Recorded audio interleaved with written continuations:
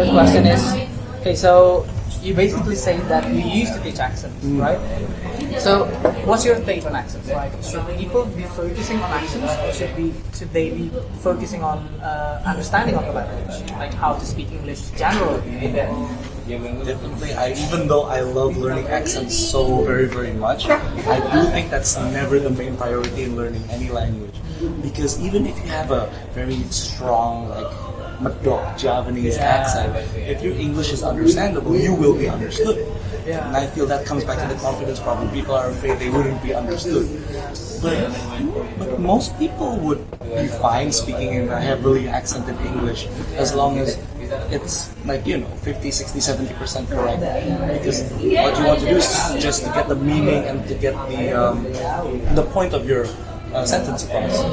So I feel it's better to just learn to speak English naturally without having to feel, oh, but I'm not speaking correctly, I'm not enunciating my vowels correctly. I don't think that's the main issue. I think it should be to be understood. So if you speak Japanese, Madok English, that's not a problem if you're understood. So it's like the key is to communicate your ideas, right? Yes. Like just communication, basically. That's the point of language. Yeah, right. Even if we're talking about communication in itself, then even without language or without famous things, just by you're using your hand signs, you can communicate well. Exactly. Okay. So basically, just don't be too focused on accents. Okay. And don't focus on making mistakes because you will make mistakes. Yeah, basically. So don't be afraid of making mistakes. Interesting question though. Like, you're good at English. You're good in speaking English, in spoken English. Right? I hope so. Yeah, of course you're good, man. Come on, man. Don't be like that. You're good in English. So, do you still make mistakes though? That's the question. Do you still make mistakes? Honestly, yes. Definitely. Because whenever I listen to myself speaking English, I always notice that I have a problem with grammar and especially with tenses. Because especially in a lot of Asian languages and also definitely Bahasa Indonesia, Japanese, Sudanese, Malay, we don't technically have tenses or conjugate those words because we just string words together. Like there's no I have. It's no I ate, I eat, I've eaten, I eat. It's already. If it's in past, then we'll just say yesterday. Yeah, I already eat. I will eat. I eat. That's it. That's the only tenses in Indonesian, and that's why even in writing, I still make mistakes. Like for example, in IELTS or TOEFL, whenever the writing section. Since sometimes I still think in terms of Indonesian grammar, so definitely my tenses will not be correct. Like it is past, but it's not present perfect or whatever. So, but that's for academic purposes.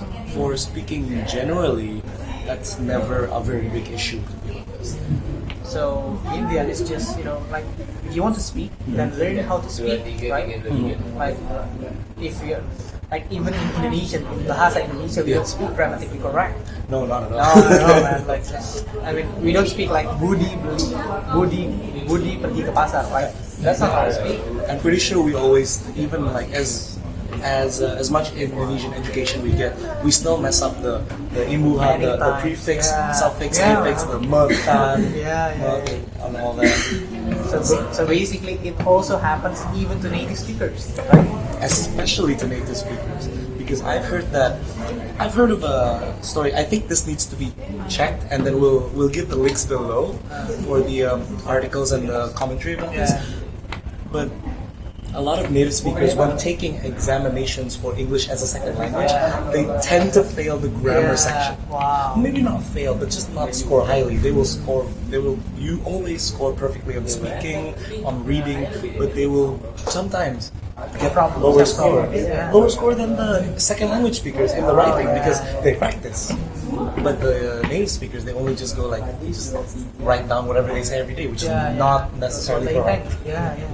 So funny enough, actually, I read an article about this. Like, so the way that people teach, the way that teachers teach in Indonesia and in Asia in general, they teach their teaching materials heavily centric on grammar and grammar rules. So basically, what this article says is that Indonesian people can construct complex sentences with complex grammatical rules, but they don't actually understand what they're saying, what they're writing, right? So again, it's just if you want to speak, then learn how to speak, and if you want to understand the language better, then just expose yourself to the language, like how you do it, like how you did it, like you watched many comedians, stand-up comedians, could be Kevin Hart, could be Dave Chappelle, right? Dave Chappelle, who's the big guy? Gabriel Iglesias. Oh yeah. He's really good. Is he funny though?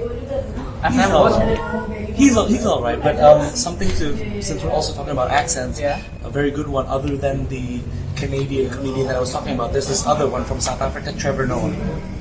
He's also really good. Know that? Oh, Trevor. Yeah, I know. He's Yeah. Australian. No, he's South African. So South. Oh wow. But he lives in America. He lives in America now because he's doing the TV show Right? for Comedy Central. Yeah, Oh, that one. Comedy Central. Oh, okay, right. Yeah. I know him since I think I've watched some of his videos. Yes. Yeah. He always does very good accents, especially different kinds of African accents, like different European ones. Because I believe his father is from Switzerland and his mother is a South African, like African native. So he's got a lot of Really exposure. diverse family. Yeah.